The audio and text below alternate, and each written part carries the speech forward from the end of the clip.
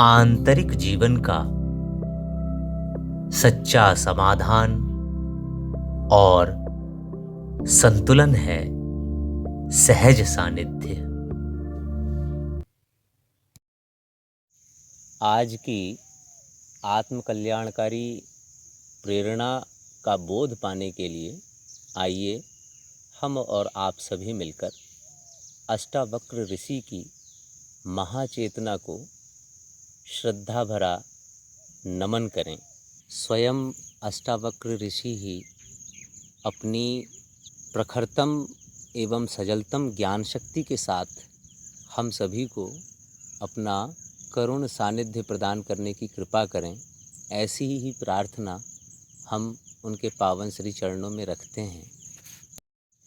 उन्होंने अपने एक उन्नत शिष्य के अज्ञान, आसक्ति और मोह का विनाश करने के लिए कहा था, श्रद्धस्वतात श्रद्धस्व नात्र मोहम कुरुष्व भोः ज्ञान स्वरूपो भगवान आत्मा त्वं प्रकृते परः विश्वं स्फुरति यत्रेदं तरंगा इव सागरे तत्वमेव न संदेहश्चिन्मूर्ते विज्वरो भव। अर्थात श्रद्धा कर हे शिष्य, तू श्रद्धा कर, तू मेरे वचनों पर संदेह मत कर और तू मोह भी मत कर। तू स्वयं ही तो ज्ञान स्वरूप परमात्मा है, ईश्वर है और इस पूरी प्रकृति से परे है। ये अनंत कोटि ब्रह्मांड तेरी ही तरंग से उत्पन्न होते हैं और तुझमें ही लय होते रहते हैं। इसमें तू संदेह मत कर। तू स्वयं ही ज्ञान स्वरूप चैतन्य है, इसीलिए तू संताप रहित हो जा और अपने मूल ब्रह्म स्वरूप को पहचान। अष्टावक्र ऋषि का वही शिष्य जो मोह और आसक्ति में उलझा हुआ था, अपने श्री गुरु के द्वारा बोले हुए वचनों पर असीम श्रद्धा रखने के कारण जीवन मुक्त हो गया और वही शिष्य आगे चलकर विदेहराज जनक कहलाए। विदेह यानी जो अपने समस्त कर्म बंधनों से मुक्त होकर परे हो गया हो, वही विदेह कहलाता है। मित्रों, बहुत सारी बातें आपको इन सूत्रों में समझ में आ गई होगी कि हमारे जीवन का अगर हमें उद्धार करना है, कल्याण करना है, आत्मोत्कर्ष करना है, तो हमें अपने गुरु के द्वारा बोले हुए वचनों पर श्रद्धा करनी है। श्रद्धा कैसी? जो संदेह रहित हो। संदेह नहीं उठने चाहिए गुरु के द्वारा बोले हुए वचनों में। हम श्रीमद् गीता के 17वें अध्याय में श्रद्धा त्रय विभाग योग को जब अध्ययन करेंगे, और निश्चित रूप से हमारी इस बात को समझने के लिए आपको 17वां अध्याय कम से कम पढ़ ही लेना चाहिए एक बार। उसमें भगवान श्री कृष्ण ने अर्जुन को कहा है कि हे अर्जुन, श्रद्धा भी 3 प्रकार की होती है, सात्विक श्रद्धा, राजसी श्रद्धा और तामसिक श्रद्धा।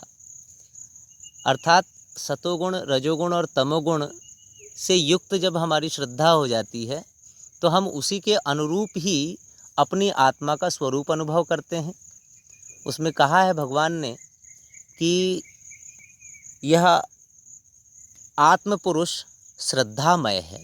जिसकी जैसी श्रद्धा होगी, इन तीनों गुणों से युक्त होकर वह अपनी आत्मा का स्वरूप वैसा ही अनुभव करेगा।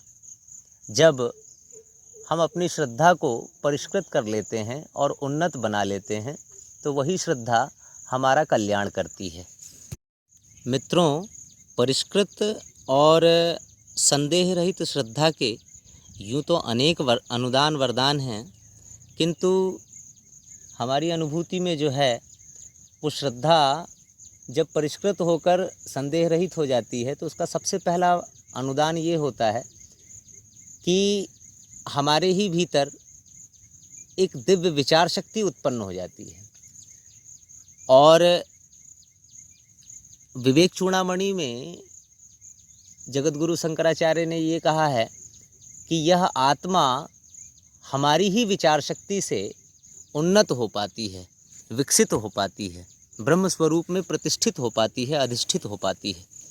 तो श्रद्धा हमें सबसे पहले विचार शक्ति से जोड़ती है।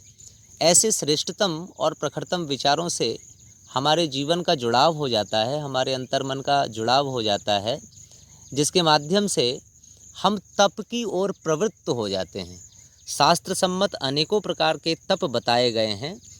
गायत्री महाविज्ञान में परम पूज्य गुरुदेव ने 12 प्रकार के तप बताए हैं। उसी श्रद्धात्रय विभाग योग में भगवान श्री कृष्ण ने अर्जुन को कई प्रकार के तप बताए हैं। तप की प्रवृत्ति हमारे भीतर ब्रह्म ऊर्जा का जागरण करती है। वही ब्रह्म ऊर्जा हमारे अस्तित्व के सूक्ष्माति सूक्ष्म कण एवं विराटतम स्वरूप में तीनों कालों के अंतर्गत उठने वाली कामनाओं की तरंगों का एवं विकल्पों का सदा सर्वदा के लिए विनाश कर देती है।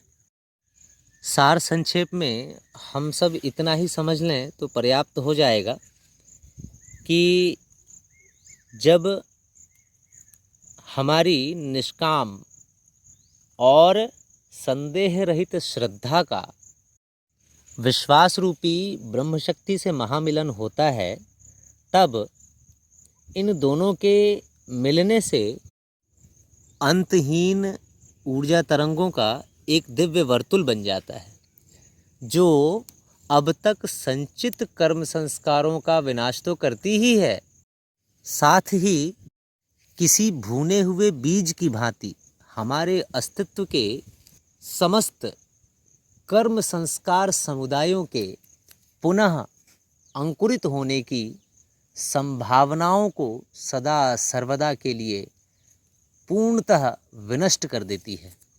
आज की बात समाप्त। ओम शांति।